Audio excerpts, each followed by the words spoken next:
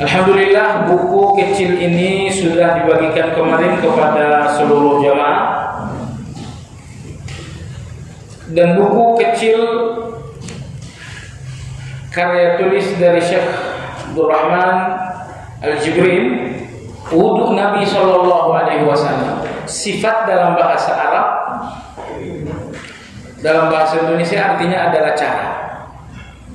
Sehingga sifat salat Nabi artinya cara salat Nabi SAW.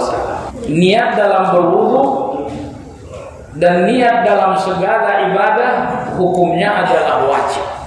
Khusus dalam masalah wudu, hanya satu ulama saja yang tidak mewajibkan niat, yaitu Imam Abu Hanifah.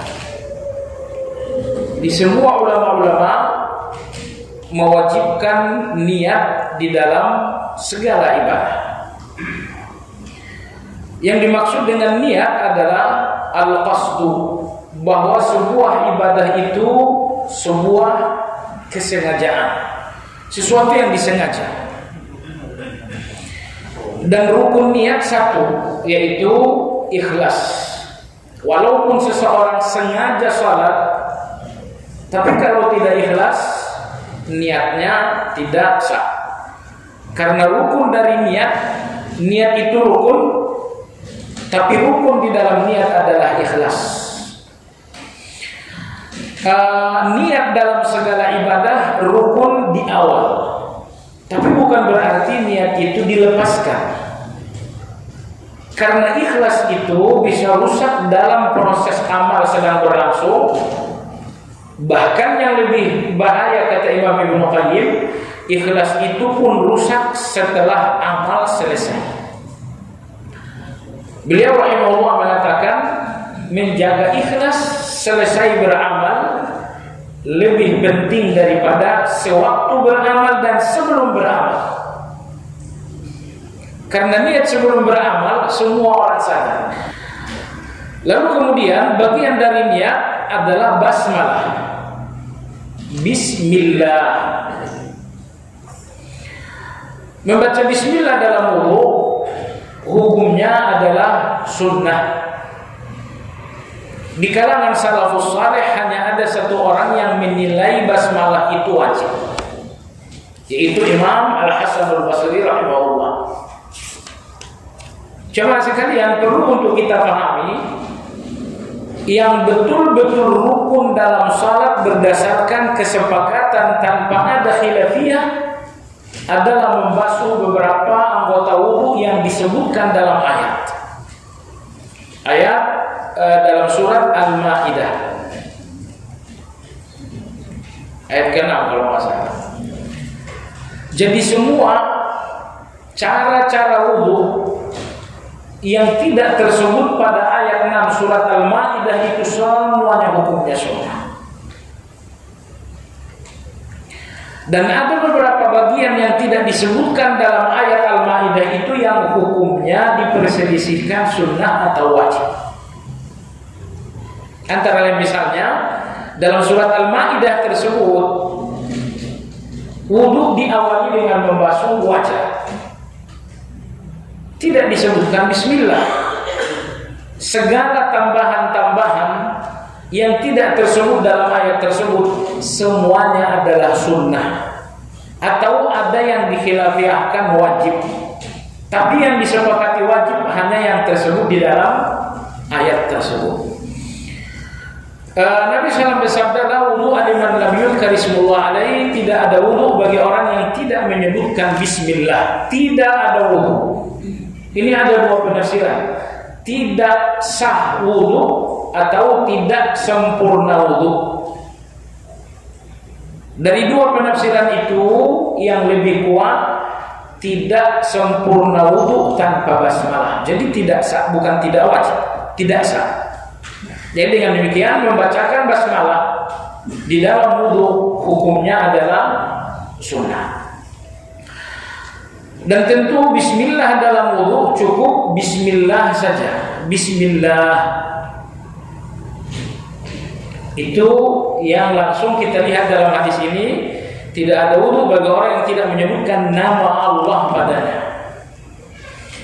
Dan kalau seseorang tetap melanjutkan Bismillahirrahmanirrahim, sesekali tentu tidak masalah. Dalam mazhab Syafi'i itu lebih diutamakan. Ini masalah yang longgar. Apabila seseorang berwudu di kamar mandi, Nabi SAW melarang kita menyebutkan nama Allah di dalam kamar mandi. Maka tentu tidak boleh lagi membacakan basmalah apabila Anda berwudu di dalam kamar mandi. Tetapi hukum basmalah itu tergugurkan dengan basmalah ketika Anda masuk kamar mandi.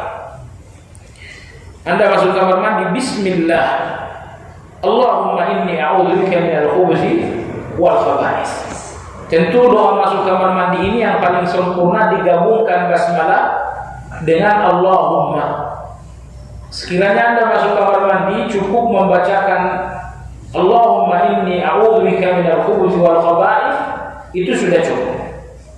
Tapi dalam riwayat Imam Tirmidzi, apabila seseorang masuk kamar mandi lalu ia membacakan basmalah, maka Allah menutup auratnya dari pandangan jin, sehingga makhluk halus yang ada di kamar mandi tidak mampu melihat aurat seseorang yang masuk kamar mandi dengan membacakan basmalah. Maka masuk kamar mandi, Bismillah, Allahumma inni a'udzubika minal khubuthi wal khaba'is. Nah, bismillah ketika Anda masuk kamar mandi itu sudah cukup menggugurkan bismillah saat akan berwudu.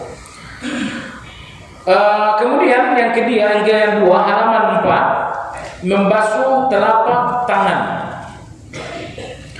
Kemudian disunahkan membasuh telapak tangan sebanyak 3 kali sebelum berwudu sambil menyela-nyela jari. Menyela jari maksudnya begini. Kata Nabi SAW, wa khallil bainal asabi', celah-celahilah jari-jarimu ketika berwudu, baik tangan ataupun kaki. Ini hukumnya tidak wajib tetapi sunnah, menyelang-nyelingi jari. Pertama dengan telapak tangan seperti ini, baru punggungnya. Baik. Kemudian halaman kelima, nomor 3, berkumur-kumur. Lalu yang keempat adalah istinsyaq dan istinthar. Cara yang sunnah dari Nabi kita SAW adalah bahwa istinsyaq dan berkumur-kumur dilakukan dengan satu celupan air. Jadi Anda celup air dengan tangan kanan, lalu kemudian Anda berkumur-kumur sekaligus beristinsyaq.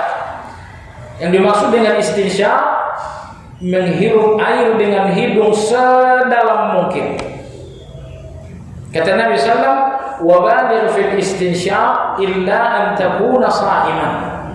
Kata Nabi SAW, hiruplah air dalam istinsyaq sedalam-dalamnya kecuali jika engkau berpuasa. Jadi kalau hari ini Anda puasa nggak boleh, hanya sekedar dihirup saja. Tapi nanti malam Anda berwudu di waktu maghrib, di waktu isya, maka Anda diminta oleh Nabi SAW agar menghirup air sedalam-dalamnya. Dan tentu itu disebabkan karena pada rongga hidung kita terdapat kotoran-kotoran. Dan kotoran-kotoran hidung ini yang mengakibatkan hidung manusia merupakan salah satu tempat favorit jin dalam tubuh manusia. Kata Nabi SAW, istinsyaqlah kalian fa inna syaitana yabitu ala khaysyubihi. Karena apabila kalian tidur, setan akan bermalam di lubang hidung kalian. Itu pertama karena lubang hidung itu lembab. Karena setan suka dengan yang lembab. Kamar mandi lembab, maka dipastikan di kamar mandi, walaupun kamar mandinya seperti hotel, tetap saja di situ ada syaitan. Bahkan bukan satu jenis setan saja yang di kamar mandi, al-khubuthi wal khaba'ith, setan jantan dan setan betina. Jantan betina, karena setan itu nggak beranak tapi bertelur. Jantan dan betina bertelur. Nabi SAW bersabda dalam hadis sahih, kalau kalian ke pasar, kata Nabi sallam, janganlah masuk pasar saat buka, tinggalkanlah pasar sebelum tutup. Fa inna syaitana hina idin yabidu wa farraha. Karena setan bertelur ketika pasar sedang buka dan menetas ketika pasar akan tutup. Jadi kalau Anda ke mall, nggak usah malam-malam. Pergilah ke mall habis zuhur misalnya, sebelum asar pulang. Belanjanya jangan banyak-banyak. Baik, jadi istinsyak dan berkumur-kumur dilakukan dengan satu tegukan, kemudian di hidung. Jemaah sekalian, sebagian ulama menyebutkan bahwa berkumur-kumur dan istinsyak bagian dari membasuh wajah. Dalam surat Al-Maidah Allah berfirman, "Faghsilu wujuhakum." Apabila kalian hendak salat, maka basuhlah wajah kalian. Bagian dari membasuh wajah adalah berkumur-kumur dan beristinsyak. Itu sebabnya Imam Ahmad rahimahullah menyebutkan bahwa kumur-kumur dan istinsyak hukumnya bukan sunnah tetapi wajib. Kenapa wajib? Karena kumur-kumur dan istinsyak bagian dari wajah. Membasuh wajah hukumnya adalah wajib, maka istinsyak dan berkumur-kumur pun hukumnya wajib juga. Meskipun Imam Ahmad bersendiri dalam hal ini, karena hampir semua ulama mengatakan istinsyak dan kumur-kumur hukumnya sunnah. Namun tentu jalan terbaik, jalan yang lebih hati-hati, kita keluar dari perbedaan pendapat. Tetaplah Anda beristinsyak, tetaplah Anda berkumur-kumur. Sebab kalau Anda tidak kumur-kumur, Anda tidak istinsyak, sebagian orang mengatakan wudu kamu nggak salah. Anda bisa mengatakan ini mazhab Syafi'i, tapi dia menyalahkan Anda dengan mazhab Ahmad. Jadi tidak usah lakukan sesuatu yang mengundang kontroversi, apalagi dalam ibadah. Ambil jalan yang paling selamat, di mana Anda tidak dikritik siapapun. Maka jangan tinggalkan kumur-kumur dan jangan tinggalkan beristinsyak. Istinsyak memasukkan air ke hidung dengan cara dihirup sedalam-dalamnya.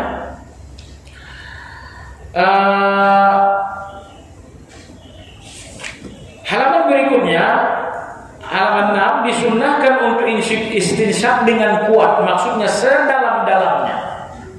Sini Nabi bersabda, "Wa baligh fil istinsyak illa an takuna sha'iman." Dan bersungguh-sungguhlah dalam istinsyak, hiruplah air dengan hidung sedalam-dalamnya, kecuali jika Anda sedang berpuasa. Saya sangat optimis bersungguh-sungguh dengan istinsyak ini, sungguh-sungguh dalam arti kata menghirup air dengan hidung sedalam-dalamnya. Mungkin saya optimis ini insya Allah salah satu kesehatan yang bisa mengantisipasi virus, termasuk virus corona sekarang ini. Yang kelima pada halaman 6 adalah membasuh wajah. Allah Subhanahu wa taala berfirman, "Faghsilu wujuhakum." Dan basuhlah wajah kalian. Anggota wudu kita jemaah sekalian, ada yang dibasuh, ada yang diusap. Wajah, kemudian kedua tangan ini wajib dibasuh. Kepala wajib diusap. Kaki ini yang dikhilafiahkan. Tapi sekali lagi kita keluar dari khilafiyah, kaki pun wajib dibasuh.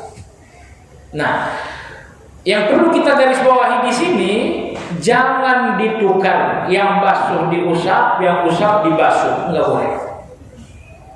Begitu giliran kepala dibasuh, begitu giliran wajah cuma diusap, enggak dibenarkan.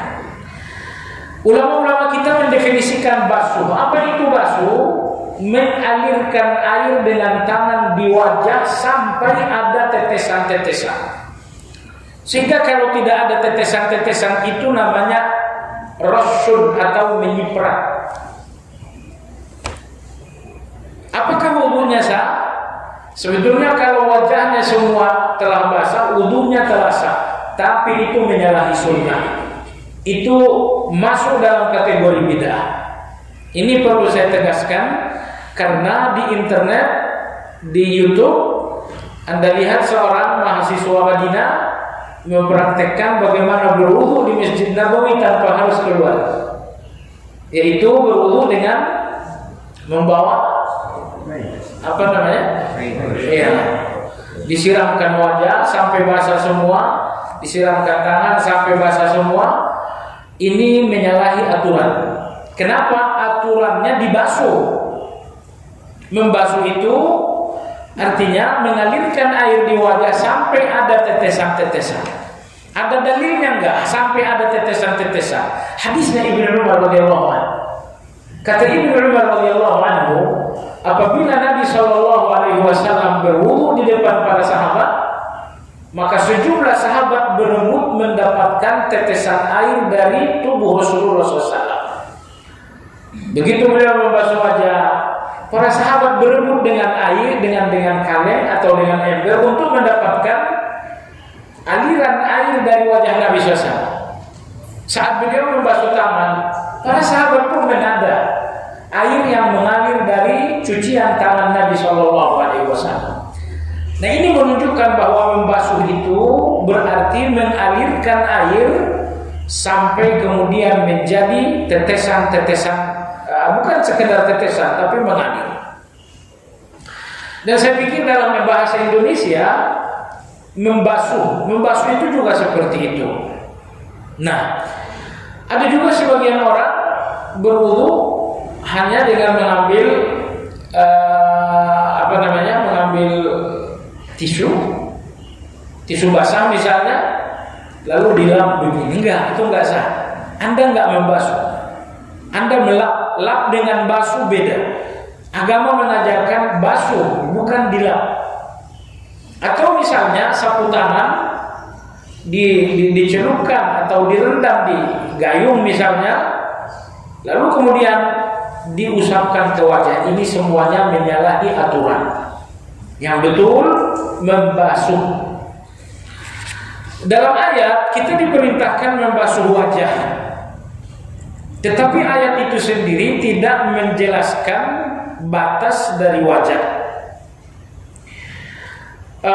Nabi kita pun tidak menjelaskan batas dari wajah itu, sehingga muncullah ijtihad para ulama. Ukuran wajah, ukuran panjang dimulai dari awal tumbuh rambut bagi orang yang berambut sehat, bukan orang yang botak. Nah, rambut sehat di sini dari awal sampai ke bawah. Nah, bawah ini yang menjadi perdebatan di antara ulama. Apakah wajah itu cukup di bagian depan, ataukah membasuh wajah harus bagian bawah dagu ini juga basah? Jemaah sekalian yang saya hormati, sekali lagi kita tidak mau terlalu dalam perbedaan pendapat. Dalam membasuh wajah, usahakan bahwa Anda tidak hanya membasahi bagian depan dagu, tapi usahakan pula untuk membasahi bagian bawahnya. Ya, karena membasuh bagian bawah dari wajah diwajibkan dalam pandangan sebagian ulama. Karena bagian bawah dari dagu ini menurut mereka bagian dari wajah. Ya. Nah, maka yang terbaik, yang paling selamat, usahakan membasahi bagian bawah. Bagaimana dengan ukuran lebar? Ukuran lebar wajah juga terdapat perbedaan di kalangan ulama. Karena sekali lagi, kenapa perbedaan ini muncul? Karena Allah menyebutkan wajah tanpa merinci ukuran panjang dan lebar, sehingga ulama kita berijtihad tentang panjang dan lebar wajah itu. Sebagian ulama mengatakan bahwa wajah itu adalah antara anak telinga kecil dengan sini, antaranya. Jadi anak kecil ini, telinga kecil ini udah gak masuk sebetulnya. Namun demikian jemaah sekalian, ambillah pendapat yang lebih selamat bahwa dalam berwudu telinga kecil ini juga harus tetap dibasahi.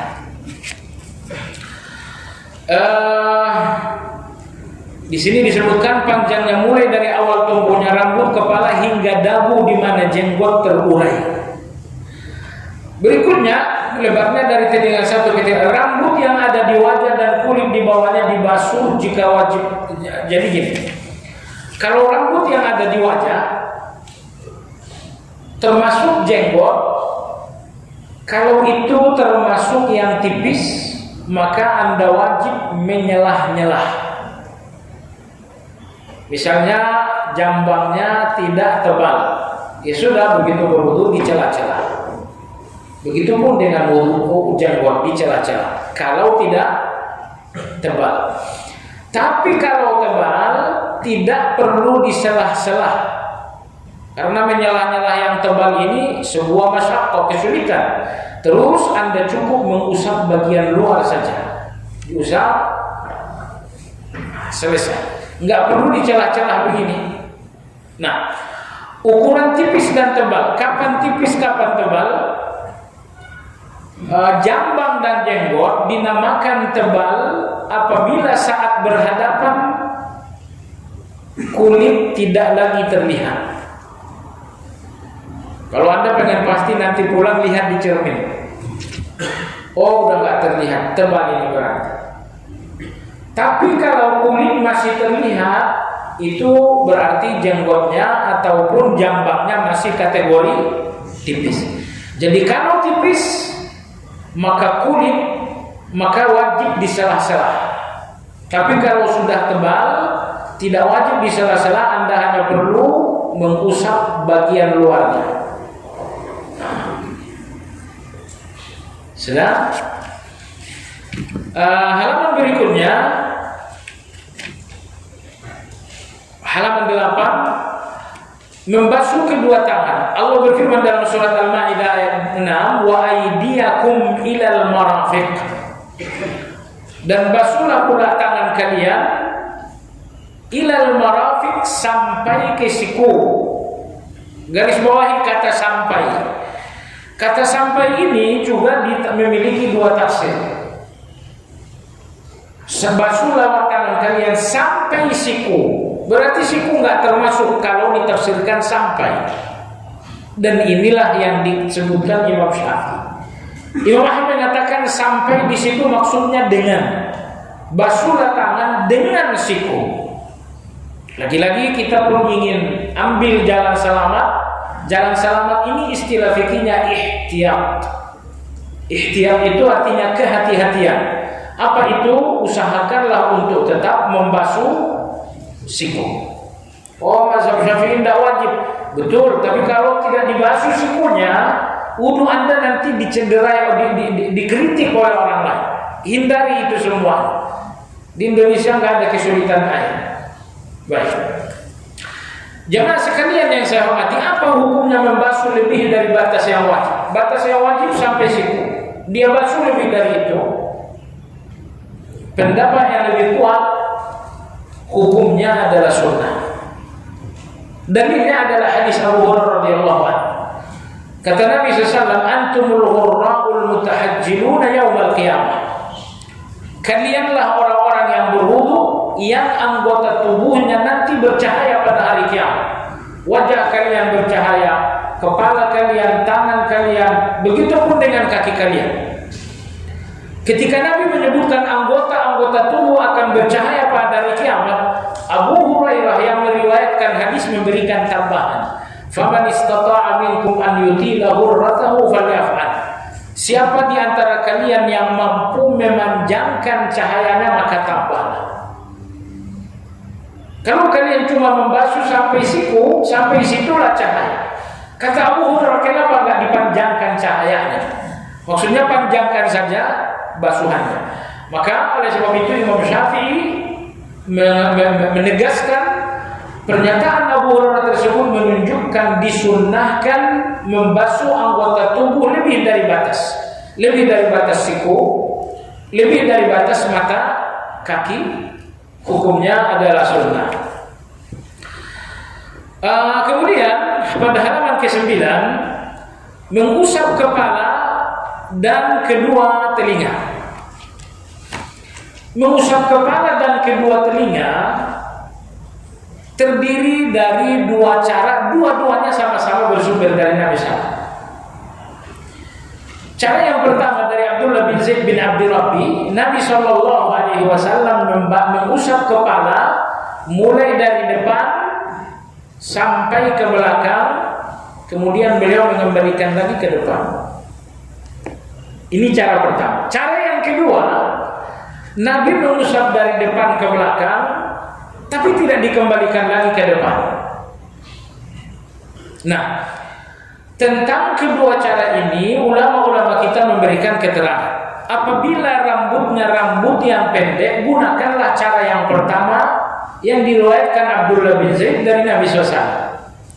Dari depan ke belakang, lalu dibalikkan lagi ke depan. Ini untuk yang memiliki rambut pendek. Tapi bagi yang memiliki rambut panjang, misalnya wanita, atau misalnya laki-laki yang rambutnya panjang, maka Anda hanya perlu mengusap dari depan dan tidak perlu mengembalikannya ke depan. Itu pun sesuai dengan sunnah Nabi SAW. Nah,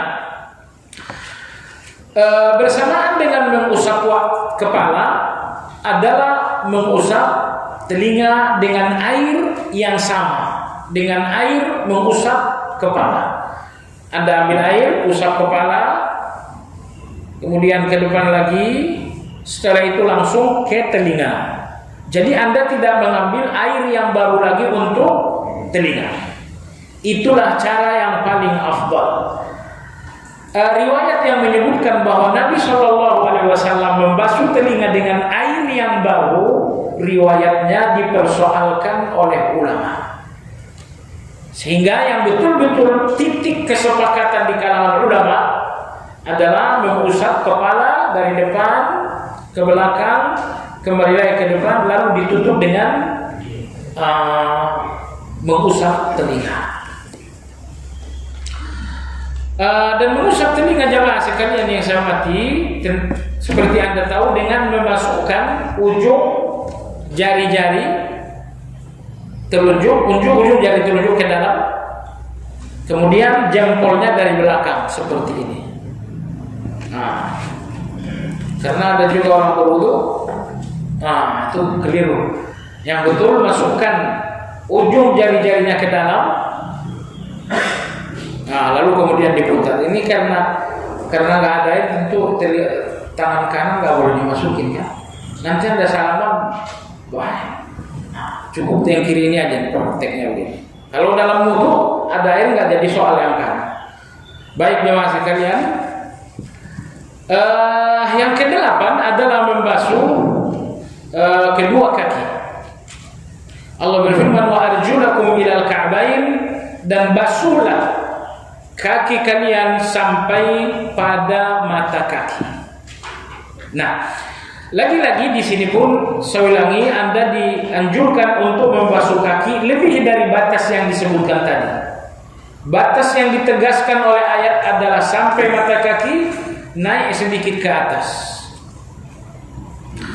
Jemaah sekalian yang saya hormati, lalu yang terakhir, halaman 11 nomor 9 adalah membaca doa wudu. Doa wudu ada 3 tingkatan. Doa pertama, doa kedua sahih.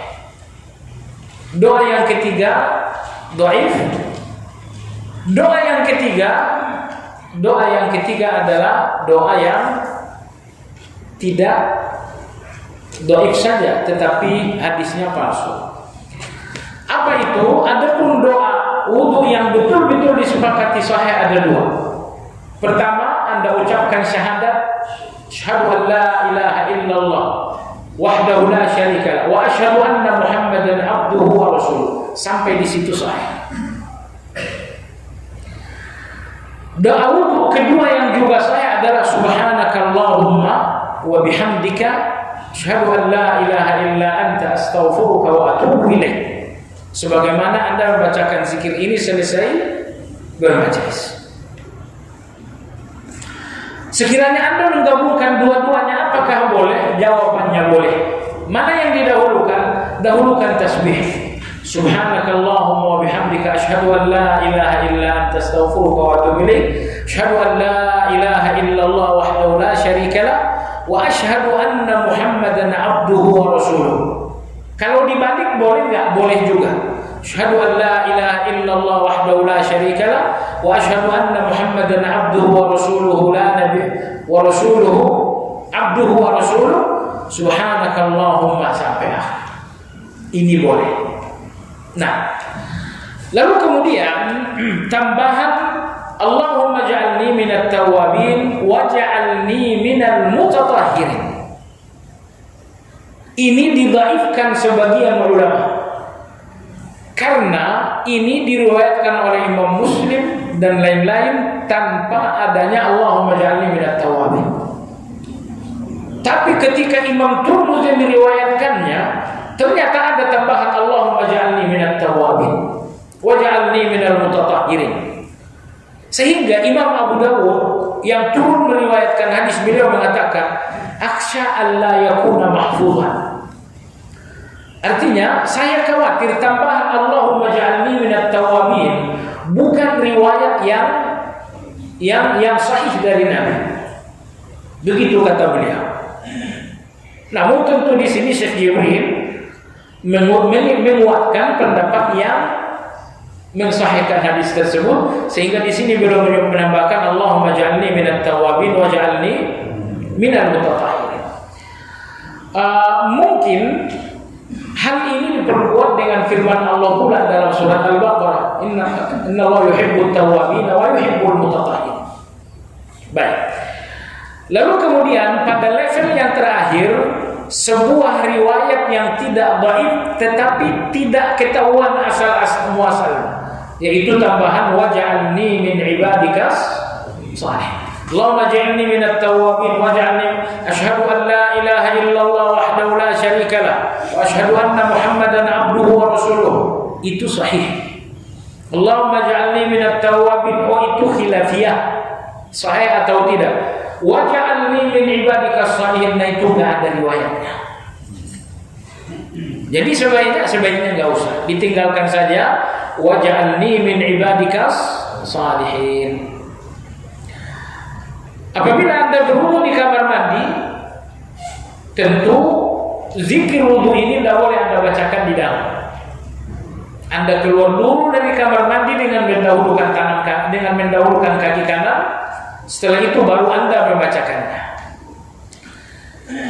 Kemudian yang juga sangat penting, pembacaan asyhadu an la ilaha illallah sampai akhir atau subhanakallahumma sampai akhir ini dibacakan sebagai zikir, bukan sebagai doa. Karena dia adalah zikir, bukan doa, Anda tidak perlu angkat tangan. Asyhadu an la ilaha illallah. Tidak. Anda tidak sedang berdoa. Allahumma ja'alni minat tawwabin, kan permintaan doa. Kalaupun itu doa dan permintaan, pembacaannya tetap saja zikir. Tidak semua yang bermakna doa berarti doa. Misalnya, Anda sewaktu dalam salat membacakan ihdinas siratal mustaqim, itu maknanya doa, tapi bukan doa. Jadi enggak perlu ihdinas siratal mustaqim siratal ladzina an'amta. Kalau mengikuti teori tersebut, di mana ada permintaan, di situ ada angkat tangan, mestinya waktu Fatihah Anda angkat tangan juga. Tetapi Fatihah dalam salat dibacakan sebagai zikir, bukan sebagai doa. Nah, begitu juga dengan zikir selesai wudu. Masalahnya para penulis membacakan doa selesai wudu. Ini keliru. Yang betul zikir selesai wudu. Jadi tidak perlu angkat tangan untuk membacakan asyhadu an la ilaha illallah sampai akhir. Baiklah jemaah sekalian yang saya hormati, kemudian halaman 12, wudunya secara tertib, beraturan. Apa beraturan? Cuci tangan dulu, kemudian